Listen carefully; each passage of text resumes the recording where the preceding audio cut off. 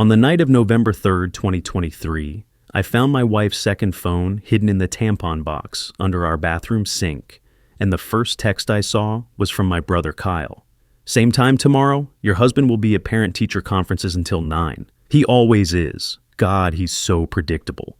I'd spent 36 years being predictable. I had 4 months to become someone they'd never see coming. If you've got some time, and maybe something to drink, settle in. This one's heavy, and it doesn't have the ending you might expect. So, why did I wait 4 months to burn it all down? Why not confront them that same night, throw the phone in their faces and walk out? That's what any normal person would do, right? But here's the thing. I wasn't raised to be normal. I was raised to be the solution to everyone else's problems. And after 36 years of training, I'd gotten really, really good at it. This is the story of how I went from being the family savior to the family villain. It's about my wife Jennifer, my brother Kyle, and the lie my whole family had been living for 15 years. It starts with betrayal, ends with a kind of freedom, and the middle part gets dark. But I promised myself when I started telling this that I wouldn't sugarcoat it, so here we go. I need to start way before that November night, back when I still believed my family was normal. Back when I thought being the responsible one meant something other than being the sucker. Kyle and I grew up in suburban Columbus, Ohio, in one of those neighborhoods where everyone knows everyone, and Sunday dinners are sacred. My parents, Richard and Patricia Parker, were the kind of people who volunteered at church, hosted block parties, and believed in keeping up appearances. I was the older brother by 7 years, which meant I was supposed to set an example. Kyle was the baby, born when I was already in 2nd grade, learning to tie my shoes and read chapter books. From the start, Kyle was different, not in a bad way necessarily, just sensitive. He cried easily, had trouble sleeping, threw tantrums that could last hours. My parents called it being emotionally intelligent. Looking back, I think it was the first sign of what would become his greatest talent, making everyone around him responsible for his feelings.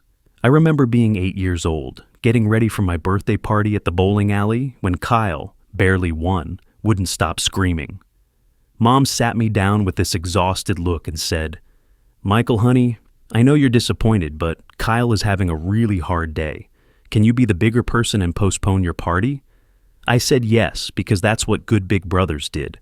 We never rescheduled. I got a cupcake at home and told myself it was fine. That became the pattern. Kyle needed, so I adjusted. Kyle struggled, so I sacrificed.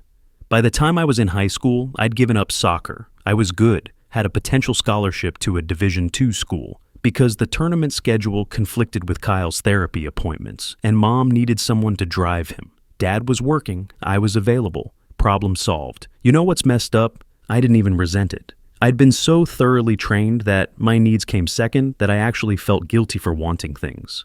When my guidance counselor asked why I wasn't pursuing the soccer scholarship, I told her I wanted to focus on academics. She looked at me like she knew I was lying, but she didn't push. Kyle's issues escalated in middle school. Behavioral problems, suspensions, therapists who cycled through with increasing frequency. Each one had a different diagnosis: ADHD, oppositional defiant disorder, depression, anxiety. The medications changed like seasons. Through it all, my parents insisted Kyle just needed understanding, patience, love. And I believed them because I was 19, 20, 21, and I didn't know any better.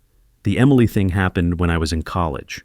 I was a junior at Ohio State, finally living away from home, dating this girl named Emily Chen from my history seminar. She was smart, funny, studying to be a veterinarian. We'd been together about 8 months when I brought her home for Thanksgiving 2009. Kyle was 15 then, and going through what my parents called a difficult phase. He'd been kicked out of his high school for fighting, was doing online classes from home, and had just gotten out of a brief stint in juvenile detention for vandalism. I felt bad for him, honestly. Being a teenager is hard enough without all that chaos. Emily was kind to him that weekend. Asked about his interests, didn't treat him like a problem. I thought it was sweet. I should have known better.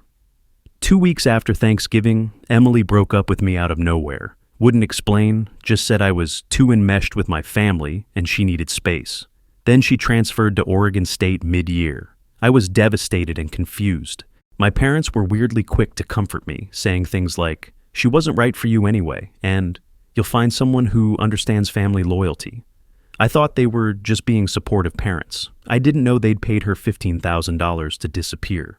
I didn't know Kyle had cornered her in our garage that Thanksgiving, told her she was too hot for a boring guy like Michael, and suggested they have some fun while I was out picking up dessert. I didn't know that when Emily told my parents they accused her of trying to seduce their troubled teenage son, threatened to call the police on her for statutory rape charges, never mind that Kyle had pursued her, and then offered her money to transfer schools and sign an NDA. I wouldn't know any of that for another 14 years. After Emily, I threw myself into school and work, got my teaching degree, landed a job at Columbus West High School, teaching history to sophomores and juniors. I liked it, loved it actually. The kids were honest in a way adults never were, and there was something satisfying about making the past come alive for them. Plus, the schedule was predictable, the benefits were decent, and I could actually help people without destroying myself in the process.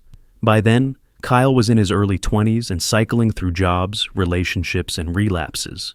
He'd started using drugs in high school, first weed, then pills, then harder stuff. There were arrests, rehab stints, promises to change. My parents refinanced their house twice to pay for treatment centers. I contributed what I could from my teacher salary, which wasn't much, but I felt obligated. Here's a number I'll never forget. 17. That's how many times I bailed Kyle out of jail between 2010 and 2018. I kept a spreadsheet because my accountant said I might be able to claim some of it. I couldn't, but I kept tracking anyway. DUIs, possession charges, disorderly conduct, petty theft. 17 times I left work early or drove across town at 2 a.m. to sit in a police station waiting room, filling out forms, posting bail, listening to Kyle promise this was the last time. It was never the last time. In 2016, I met Jennifer. I'd gone to visit my buddy Andrew in the hospital. He'd broken his leg playing basketball, and Jennifer was his nurse. She was pretty, with dark hair and this way of smiling that made you feel like everything would be okay. We got to talking, exchanged numbers, started dating. What I loved about Jennifer was that she seemed to understand the family stuff without judging me for it.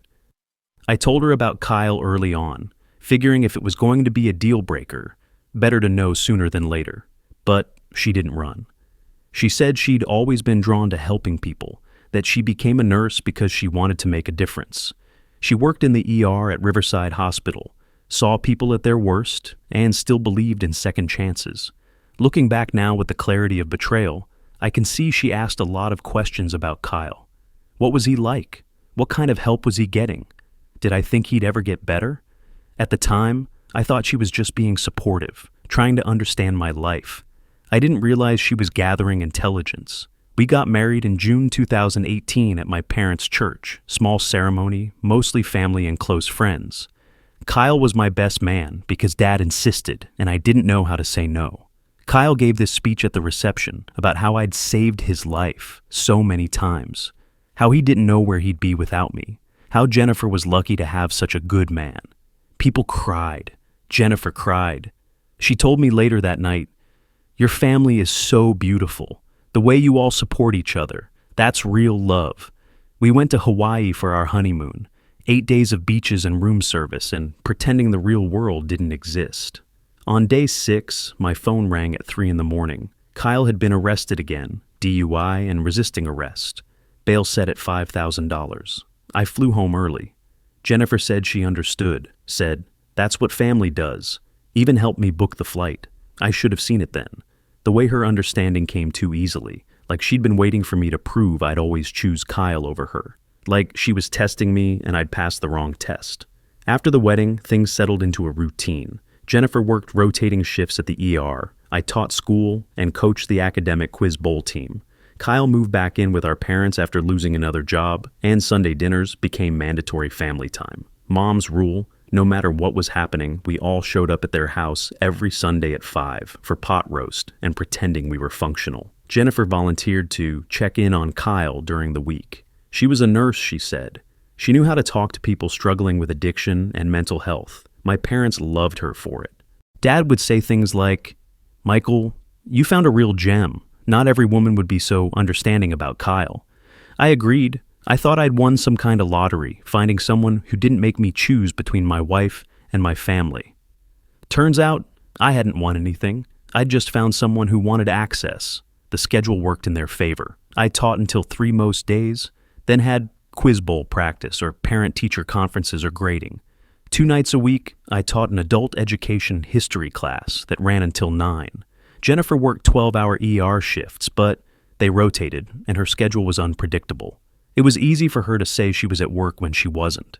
Easy for Kyle to pretend he was job hunting or in therapy when he was really waiting for my wife to show up. The first red flag I can remember, really remember, not just reconstruct with hindsight, was in January 2023. We were at Sunday dinner, the whole family around the table, and Jennifer's phone kept buzzing. She'd flip it face down, but it kept lighting up with texts. When I asked if everything was okay, she said it was just Kyle, having a hard day, asking for advice about a job application. I glanced at Kyle. He was eating mashed potatoes and didn't look up. Something felt off, but I couldn't articulate what. Mom saw me looking and said, "It's wonderful that Jennifer cares so much about Kyle's recovery. Not everyone would invest this much energy." And I felt guilty for being suspicious, so I let it go. That's what I was trained to do. Let it go. Be the bigger person. Trust people even when my gut said otherwise. The phone thing became a pattern. Jennifer started keeping her phone face down everywhere, put a new passcode on it, said it was because of new HIPAA regulations at work. Started taking calls in the bathroom, the garage, her car. When I'd walk into a room, she'd quickly close whatever she was looking at and smile like nothing was wrong. In July, I decided to surprise her with dinner after work. She'd texted that she was working a day shift, so I planned to pick her up from the hospital at 7 with takeout from her favorite Thai place. When I got there and asked for Jennifer Parker at the nurse's station, they said she'd called in sick that morning. I called her cell, no answer. I drove home. Her car wasn't there. I texted, "Where are you?" 45 minutes later. Was checking on Kyle. He had a panic attack. Didn't want to worry you. I called my parents' house. Dad answered. Kyle wasn't home. He'd been out with friends all day. When Jennifer got home an hour later, I asked where she'd really been. She looked at me like I'd slapped her and said, "Are you seriously tracking me? Interrogating me? Do you not trust me, Michael?" I apologized. I actually apologized for being concerned that my wife had lied about her location. She cried and said I was stressing her out, that she needed space to breathe, that she'd been at Target running errands and then went to check on Kyle at a park where he said he'd be. It didn't make sense, but I convinced myself it did, because the alternative was admitting my wife was lying to my face.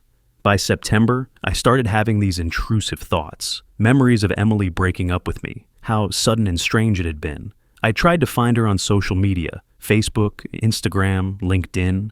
She'd blocked me on everything. I searched her name in Ohio State, found an old student directory listing, but nothing current. I asked my parents about Emily once at Sunday dinner, just casually, like, "Hey, whatever happened to Emily Chen? I wonder if she's still in Oregon." My mother's face went tight. "Why are you bringing her up?" "Just curious." "She wasn't good for you, Michael. Let it go." Dad changed the subject to Kyle's new job prospect, and that was that. But I couldn't let it go. Something about the way Mom's expression had shifted, the quickness of the subject change, felt familiar. Felt like the way Jennifer looked when I caught her in small lies. On October 31st, Halloween, I came home early from parent-teacher conferences. They had ended at 7 instead of 9 because half the parents had canceled. Jennifer's car was in the driveway, lights on in our bedroom. I walked in quietly, not trying to be sneaky, just my normal way of moving through our house. I could hear her voice upstairs, talking on the phone. "I can't keep doing this. He's going to find out. No, I do love him, but..." I stood at the bottom of the stairs, frozen. She must have heard the floorboard creak because she appeared at the top, phone already lowered. She saw me and her face went through this progression: shock, calculation, performance. "That was Kyle," she said, walking down to meet me. "He's struggling again." "What can't you keep doing?" "Covering for Kyle's relapses. Your family puts too much on me, Michael. It's not fair." "Who are you telling you can't keep doing this?" "Kyle. I was telling Kyle I can't keep hiding his problems from your parents. He made me promise not to tell them he's using again, but I think they need to know." It sounded plausible. It sounded exactly like something Kyle would do, exactly like something my family would burden Jennifer with. But standing there looking at my wife, I realized I didn't believe her. I didn't believe a single word. That night, I lay awake next to her, listening to her breathe, and I made a decision. I was going to find out the truth. Not ask for it, not hope for it. Find it. November 3rd was a Friday. Jennifer was working a 12-hour shift, or so she said. I told her I had grading to do at home. Instead, I did something I'd never done in 6 years of marriage. I went through her things. I started with the obvious places: her nightstand, just books and lotion, her dresser drawers, clothes, normal stuff, her desk in the home office, bills, work schedules, nothing interesting. Then I remembered my sister-in-law once telling me that women hide things in the bathroom because men never look there thoroughly. I went into our master bathroom and started checking. Under the sink, behind the cleaning supplies, behind the toilet, in the linen closet. And there it was, in a tampon box, shoved toward the back under the sink, underneath actual tampons, a phone I'd never seen before. My hands shook as I pulled it out. It was an older iPhone, not her current model. I pressed the power button. It turned on, no password. The first thing I saw when I opened the messages was a thread between J and K. The preview text was from yesterday. Can't wait to taste you again. Tomorrow while he's at conferences. I sat down on the bathroom floor. I think I knew, even before I started reading, what I was going to find. But knowing and seeing are different things. I scrolled up. The messages went back 2 years, 2 entire years. June 2022, when we'd been married 4 years. This is crazy. We're really doing this. I know, but you feel it too, right? Yeah. He'd never suspect his broken little brother, LOL. January 2023. Told M I'm helping with your therapy. Did he buy it? He always does. He's trained to believe me. May 2023. I think I'm pregnant. Shit, really? Yeah. Did 2 tests. Is it? Don't worry, he'll think it's his. He doesn't track my cycle. Are you happy? That it's ours? Yeah, I'm happy. I stopped breathing. Jennifer was 7 months pregnant. We'd celebrated in June, told everyone at Sunday dinner, bought baby furniture. My mother had cried with joy. I'd started reading parenting books. And it wasn't mine. I kept scrolling, but I was crying now. Ugly crying. The kind where you can't catch your breath. There were photos, videos, timestamps from our bedroom, our bed, taken while I was at work. Hotels I recognized, ones I'd driven past 100 times. There were messages about me, about how boring I was, how predictable, how he'll never change because he can't disappoint anyone. There was a video from September, Kyle's face grinning at the camera, saying, "Tell him," and Jennifer's voice, laughing, "Michael, you're too good for me. Way too good. That's why I need someone bad." I vomited into our toilet. Sat there for, I don't know how long, just staring at tile I'd grouted myself 3 years ago, in a bathroom I'd painted the color Jennifer wanted. I should have confronted her that night, should have called everyone, screamed, burned it all down immediately. But I didn't. You know why? Because for the first time in my entire life, I wanted to be strategic instead of reactive. I wanted to think instead of accommodate. I wanted to choose my moment instead of letting it be chosen for me. I copied everything to a cloud drive. Screenshots, photos, videos, all of it. Then I put the phone back exactly where I'd found it, exactly how it had been positioned. I washed my face, went downstairs, and texted Jennifer. "Not feeling well, went to bed early," she responded. "K, feel better, babe." At 11:04 p.m., another text came through. I saw the notification on her real phone, which she'd left on the kitchen counter. Kyle. "Is he asleep?" "Yeah." "Good. Miss you." I sat in the dark and thought about my brother's smirk at Sunday dinners. About my mother saying, "Family stays together." About every single time I'd been told to be the bigger person, to understand, to sacrifice. And I realized they'd been training me my whole life to accept this, to be so pathologically accommodating that I'd forgive anything, endure anything, just to keep the peace. I called in sick to work that Friday and for the following Monday and Tuesday. Told Jennifer I had the flu. She was concerned, but didn't push to come home and check on me. Said she'd pick up shifts to give me space to recover. I knew what that meant now. She was with Kyle. I used those 3 days to plan. First, evidence. I went through our credit card statements going back 2 years, found hotel charges I hadn't made, restaurants I'd never been to. A Marriott off exit 112 appeared 15 times between January 2023 and October 2023. I drove there, showed the desk clerk a photo of Jennifer and Kyle together. The clerk, a woman in her 50s with tired eyes, studied the photo. "Oh yeah, the couple in 304. They're here every other Tuesday like clockwork." "They're married?" I asked. She looked at me closer. "Wait, are you?" Oh, honey." She printed me receipt copies, gave me her name in case I needed a witness, said her own ex-husband had done something similar, and she understood. Second, finances. I opened a separate bank account at a different bank, transferred half of our joint savings, legally my right in Ohio, made an appointment with a divorce attorney for the following week.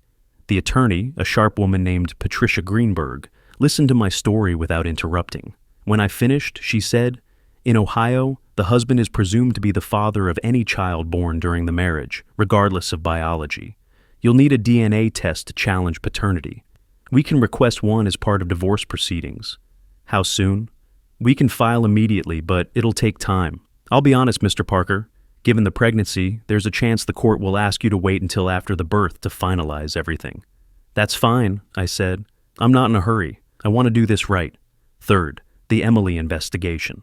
I hired a private investigator. Cost me $800, worth every penny. He found Emily in Portland, Oregon. Married, 2 kids, working as a veterinary surgeon. I called her on a Tuesday evening. My hands were shaking. "Hello? Emily, this is Michael Parker. I know this is completely out of the blue, and you have every right to hang up, but I need to ask you about Thanksgiving 2009. Long silence. Then, "You really don't know, do you?" "Know what?" And she told me everything. Kyle cornering her in our garage, the threats, going to my parents for help, being accused of seducing a minor, the NDA, the $15,000 to transfer schools and never contact me again. "Your family is sick, Michael," Emily said. Her voice was shaking too. "I'm sorry I didn't fight harder. I was 19 and scared, and they made me feel like I'd done something wrong." "You didn't do anything wrong," I said. "He did this to you, and they covered it up." Is he doing it to other people?" "Yeah," I said. "He is." "I'll help however I can," Emily said. "I'm in therapy now, dealing with all of this. If you need me to make a statement, break the NDA, whatever, I'll do it. That money was blood money, and I've regretted taking it for 14 years. Fourth, documentation. I started recording conversations. Ohio is a one-party consent state, so I only needed my own permission. I wore a small recording device to Sunday dinners, to casual hangouts with Kyle, to conversations with my parents, and then I waited. I played the role of oblivious husband perfectly, because I'd been playing the role of oblivious son my entire life. I went to work, graded papers, attended Sunday dinners, rubbed Jennifer's pregnant belly when family was watching. I was the picture of a happy husband and soon-to-be father, but I was also gathering ammunition. On December 1st, I suggested couples counseling to Jennifer. "Just to prepare for being parents," I said. "I think it would be healthy." She was suspicious but agreed, probably thought I'd look paranoid and she could use it to her advantage. We booked a session with a therapist named Dr. Morrison for the first Tuesday in December. I wore my recording device. Dr. Morrison, a kind-faced woman in her 60s, asked us to introduce ourselves and share what brought us to therapy. I said, "I think my wife is having an affair with my brother." Jennifer's performance was perfect. Shock, hurt, tears. "What? Michael, this is insane. Why would you even think that?" Dr. Morrison. "Michael, that's a very serious accusation." "I found the phone," I said calmly. "I saw the messages." Jennifer's face changed. The performance cracked. She looked at me with something I'd never seen before, pure calculation. Then she made a choice. "Fine," she said. "Yes, I love Kyle. We didn't mean for it to happen, but it did." Dr. Morrison. "And the baby?" Jennifer hesitated. I don't know whose it is. Maybe Kyle's." Then she pivoted, like she'd been coached, like she'd prepared for this. "But you drove us together, Michael. You're never home. You care more about your students than me, more about your job than our marriage. Kyle was there. He listened. He made me feel wanted. I just looked at her. Kyle did this exact same thing to my college girlfriend, Emily Chen, in 2009. My parents paid her $15,000 to transfer schools and sign an NDA. She's willing to talk now. Jennifer froze. What? I found her. She told me everything. This is a pattern, Jennifer. You're not special. You're just victim number 2. The session ended shortly after that. Dr. Morrison suggested individual therapy for both of us and said couples work wouldn't be appropriate given the circumstances. I thanked her and left. Jennifer sat in the car outside the therapist's office for 20 minutes before driving away. I had it all on recording. Over the next 2 weeks, I built my coalition. I told my best friend Andrew everything, showed him the evidence, played him the recordings. He and his wife Rachel were horrified. Dude, Andrew said, we all thought Kyle was a manipulative asshole. We just didn't say anything because your family is so, we didn't think you'd believe us. I believe you now, I said. I reached out to Jennifer's younger sister, Lindsay, who'd never liked Kyle, showed her the messages.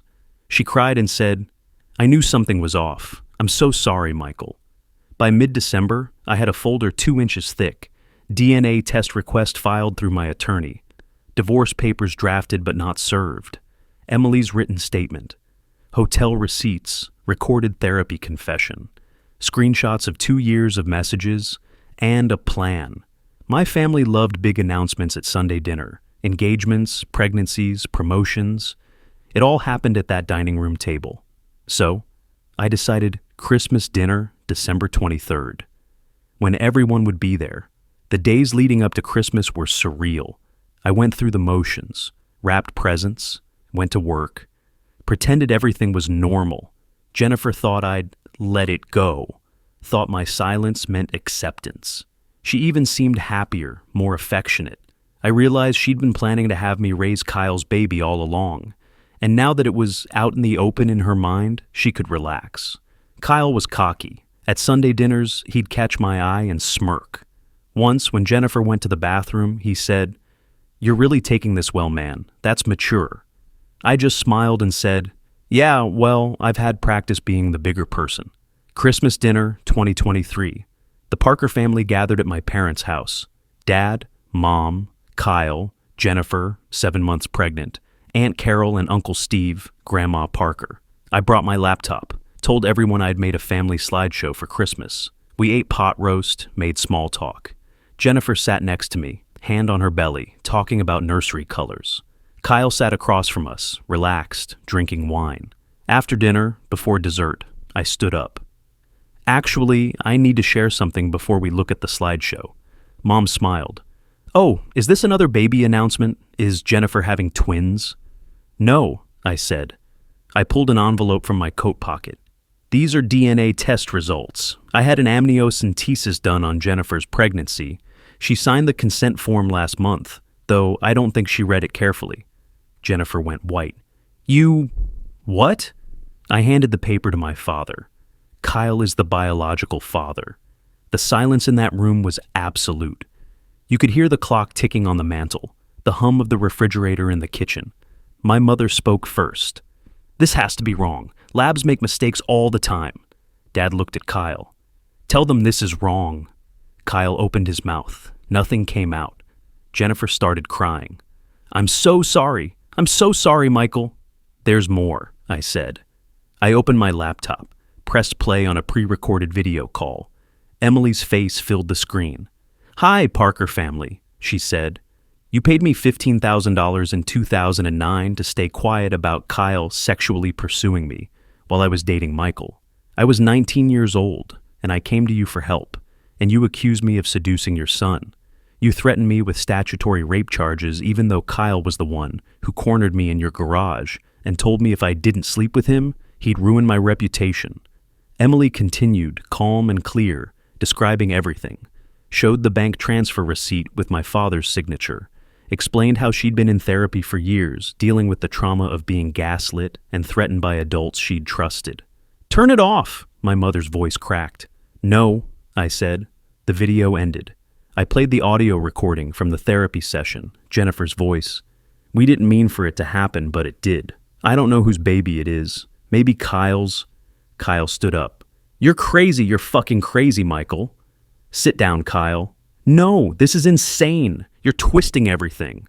I pulled out the printed screenshots, 50 plus pages, threw them on the table. They scattered across the pot roast platter. Messages from Jennifer's burner phone, I said.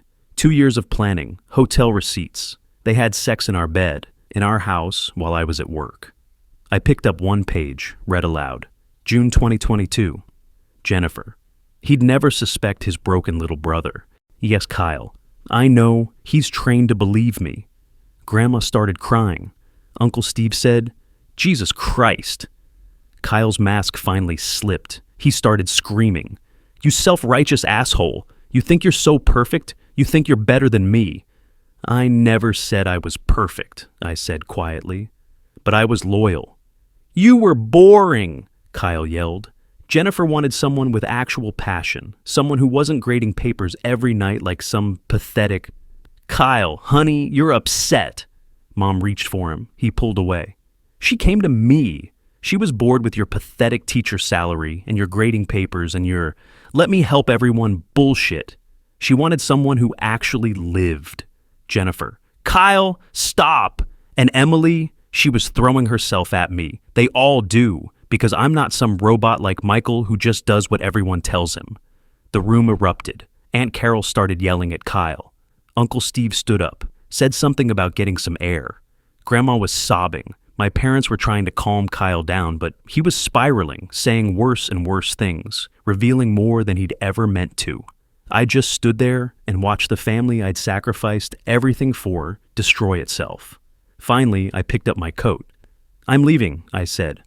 Jennifer, divorce papers will be served Monday. I'm not paying for Kyle's child. I've already transferred my portion of our joint accounts, which is legal. You'll hear from my attorney. I turned to my parents. You've enabled him for 29 years. Emily was victim 1. Jennifer was victim 2. How many more before you admit what he is? My mother grabbed my arm. You can't leave on Christmas. I pulled away gently. I can, because unlike Kyle, I don't need you. I looked at my brother one last time. You played broken your whole life. I hope it was worth it. I walked out.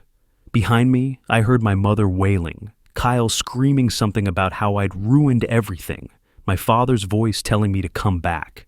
I got in my car and drove away from that house for the last time. Christmas night, I stayed at Andrew's house.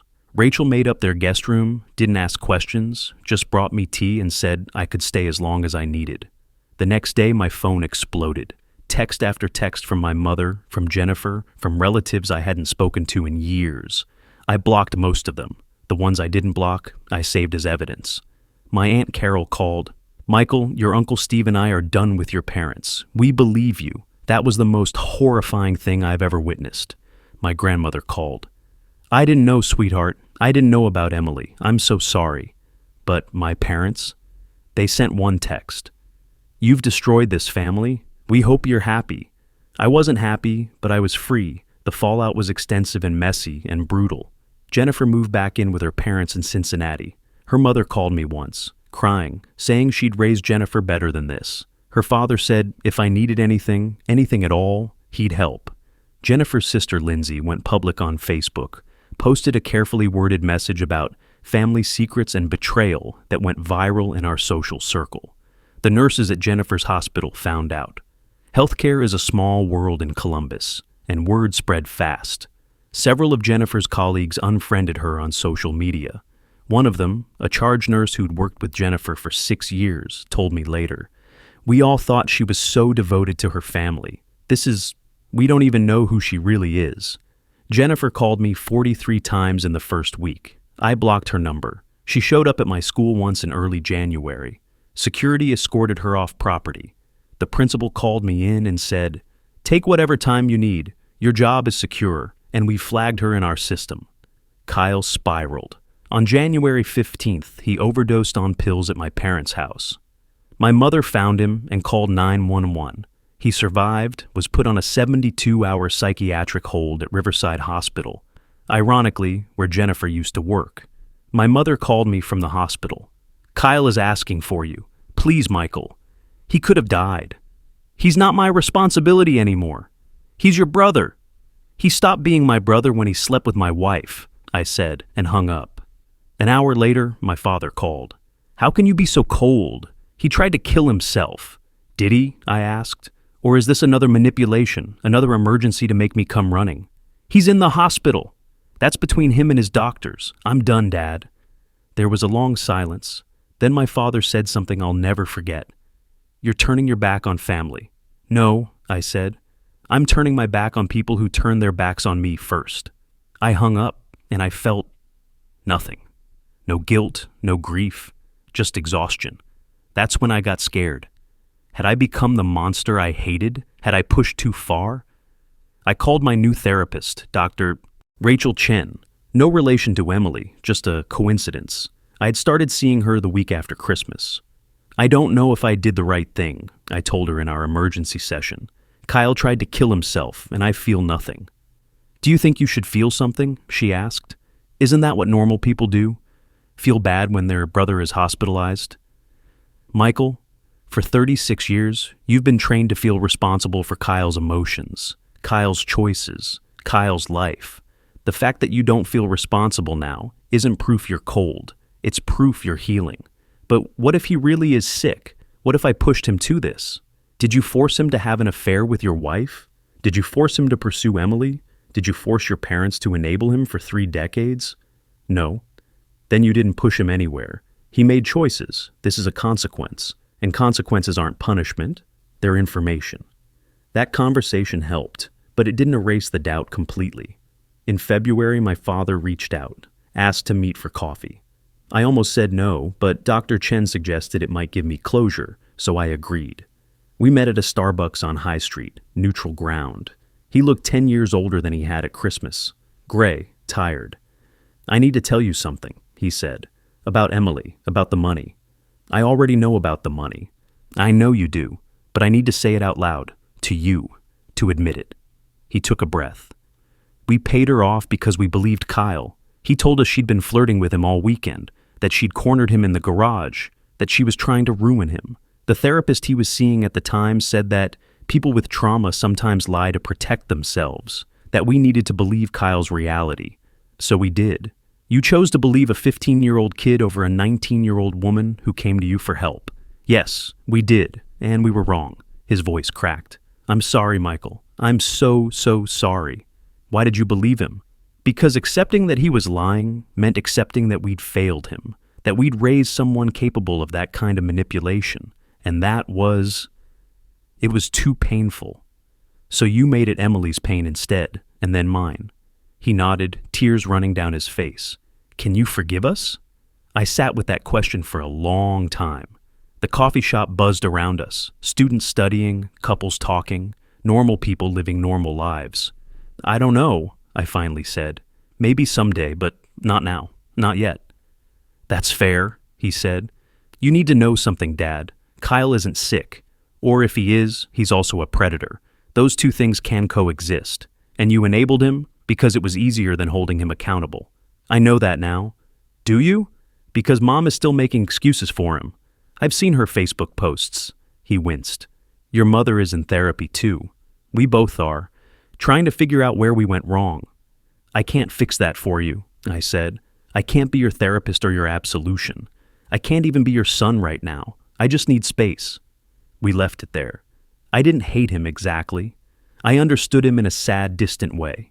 He was a father who'd made terrible choices out of fear and denial. But understanding didn't mean forgiveness, and it definitely didn't mean reconciliation. Kyle moved into a sober living facility in March after his psychiatric hold ended. My parents gave him an ultimatum, real therapy, real accountability, or they were cutting him off financially. He chose therapy, whether because he wanted it or because he had no other options, I don't know. Through the family grapevine, Grandma mostly, I heard he was doing better, working part-time at a mechanic shop, attending NA meetings, seeing a therapist who specialized in personality disorders. I didn't verify any of it. It wasn't my job anymore. Jennifer had the baby in April, a girl. She named her something I won't repeat here because the kid didn't ask for any of this. Kyle's name is on the birth certificate. Jennifer tried to get him to pay child support, but he claimed he was unemployed and had no income. The courts couldn't make him pay what he didn't have. I heard through Lindsay that Jennifer was struggling, Single motherhood, no support system, working longer shifts to afford daycare. Part of me felt bad for her, but most of me remembered the text that started all of this. He's so predictable. Yeah, I was predictable, until I wasn't. The divorce was finalized in March. Ohio's adultery laws favored me. I kept the house, got half of everything, had no financial obligation to the child. My lawyer, Patricia, said it was the cleanest divorce she'd handled in years because the evidence was so overwhelming. Life moved forward in small, quiet ways. I stayed in therapy, went every week, worked through layers of codependency and family trauma I didn't know I had. Dr. Chen helped me understand that I'd been the family scapegoat disguised as the family hero, the strong one who could handle anything, which really meant the convenient one who never complained. I started running again in the spring, something I'd loved in high school but quit because Kyle needed time, attention, resources. I'd forgotten how good it felt to move, to push my body, to be alone with my thoughts in a healthy way. I adopted a dog in May, a border collie from a rescue, 3 years old, named Scout. She was anxious and reactive and needed someone patient. We were a good match. I kept teaching. My students knew. It's a small school, word spreads, but they were kind about it. One senior wrote her college essay about a teacher who showed me that boundaries are self-love. She got into her top choice school. I cried when she told me. In June, Andrew introduced me to his cousin, Sarah. She was a librarian at the Columbus Metropolitan Library, divorced 2 years ago. No kids. We met at Andrew's birthday barbecue and ended up talking for 3 hours about historical fiction and what makes a good villain. Not a villain who's evil for no reason, she said. A villain who thinks they're the hero. That's terrifying because it's real. Yeah, I said. It is. We went on our first official date in July. Dinner at a Mexican place, then a walk around Goodale Park. She knew my story. Andrew had told her the basics, and she didn't ask invasive questions. Just let me share what I wanted when I wanted. By September, we were dating steadily, taking it slow. Neither of us was rushing into anything, but it felt healthy, reciprocal. She had her own life, her own friends, her own therapist. We chose to spend time together. Neither of us needed the other to function. I started a graduate program in counseling in August, online classes through Ohio State. I wanted to work with teenagers dealing with family trauma. Help them set boundaries before they spent 36 years being everyone's solution. My grandmother and I started meeting for lunch once a month. She apologized more times than I could count, but eventually we settled into just spending time together. She told me stories about my grandfather, who died when I was little, and how he'd struggled with similar family dynamics with his own brother. Patterns, she said. They repeat until someone breaks them. I'm proud of you for breaking yours. One evening in September, I drove past my parents' house on the way to Sarah's apartment. Saw Kyle's car in the driveway. Probably there for Sunday dinner, the tradition still continuing without me. I felt nothing. No anger, no longing, no grief, just neutral observation, like noticing the weather. Some birds are just broken, I thought. Others just play broken. And some of us were taught to carry both kinds until our backs broke. I don't carry anyone anymore. By December 2024, 1 year after the Christmas dinner that changed everything, my life looked completely different. Kyle was still in sober living, still working at the mechanic shop. Through Grandma, I heard he was doing therapy 3 times a week and had supervised visits with his daughter every other weekend. I didn't ask for details, didn't need them. Jennifer was raising her daughter alone, working at a different hospital, allegedly dating someone new. Lindsay told me Jennifer had sent her an email on the anniversary of the Christmas reveal. I'm sorry, I was broken too. I didn't respond, but I didn't delete it either. Maybe someday I'd have something to say to that, not today. My parents were still together, still in therapy, relationship with Kyle described by Grandma as complicated. My father asked to see me every few months. I said yes twice. Coffee meetings where we talked about surface things and avoided the deep ones. My mother hadn't spoken to me directly. I'd made peace with that. Sarah and I had been dating for 6 months. In October, she'd met Scout and they'd bonded immediately. She brought books to my house, fell asleep on my couch reading, fit into my life without demanding I reshape it. I was learning what healthy love felt like. Calm, steady, reciprocal. I was still teaching, still in therapy, still running. I'd completed my first 10K in November, something 17-year-old me would have done easily if he'd been allowed. 37-year-old me did it carrying a lot more weight, but I finished. I'd also completed my first semester of graduate school. Turns out, trauma doesn't have to be wasted. It can be transformed into purpose if you do the work. One Saturday morning in December, I woke up and realized I hadn't thought about Kyle or Jennifer in 3 days. 3 whole days. Scout was snoring at my feet. I had student essays to grade, and Sarah had texted about a book club meeting. It wasn't the life I'd planned, but it was mine. I went to school on Monday, winter 2024, to set up my classroom for the new semester. I was putting up new posters, historical figures, important dates, inspirational quotes. One poster said, "Boundaries aren't mean, boundaries are self-love." A student, one of my sophomores from last year, stuck her head in. "Hey, Mr. Parker, room looks good." "Thanks, Maya. That poster is cool. Where'd you learn that? About boundaries?"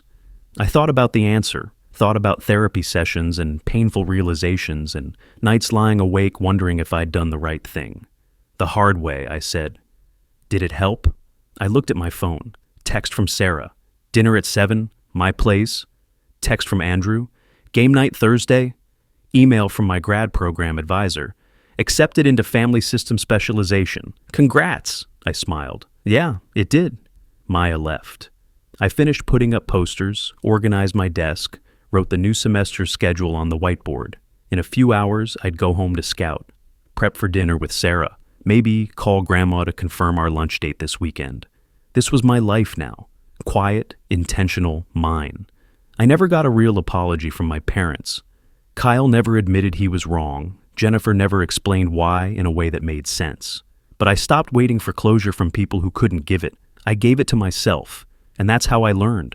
Some birds aren't meant to carry others. Some of us are meant to fly alone. And that's not loneliness. That's freedom. If you made it this far, thanks for listening. I know it's a long story, and it doesn't have the revenge ending some people want. Kyle didn't lose everything. Jennifer isn't destitute. My parents didn't come crawling back with perfect apologies. But I got something better than revenge. I got myself back. The me who liked running. The me who wanted to help people without destroying myself. The me who could say no without apologizing. The me who could sit with Scout and Sarah and Andrew and feel like I belonged somewhere. Not because I was useful, but because I was wanted.